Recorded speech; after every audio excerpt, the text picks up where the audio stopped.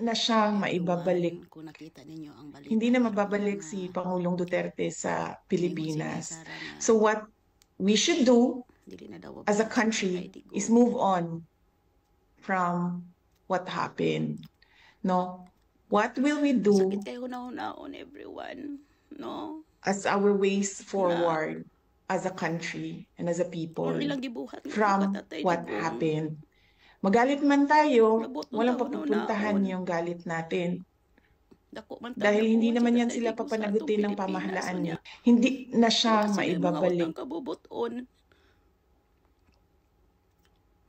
Una kong giingon everyone nga, di yuta mo sali gahapon si Amy Marcos nag ano-ano sa Senate kay baw na sila sa panghitabo.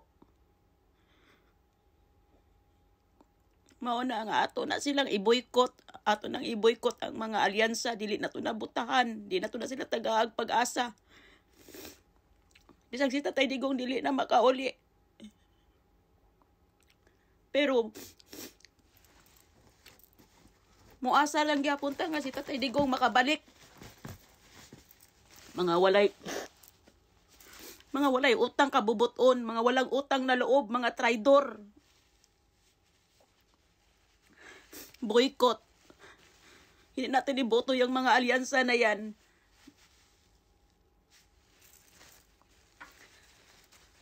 Grabe. Hindi man sila naawa kay Tatay Digong. Yung papa nila pinalibing how many years na hindi nalibing. Pero yung papa nila pinalibingan ni Tatay Digong eh.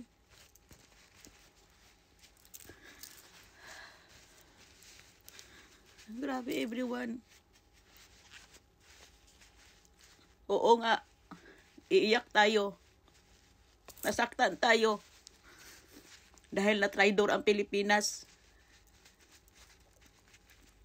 Tinatraidor nila ang bansa natin. Kaya, wag nating hayaan. Ha? Wag nating hayaan na ibuto natin yung mga Marcoses or yung mga alyansa nila. Wag nating hayaan na tutungtong yan sa gobyerno natin. After all sa ginawa nila, mga traidor. Na siyang maibabalik. Hindi na mababalik si Pangulong Duterte sa Pilipinas.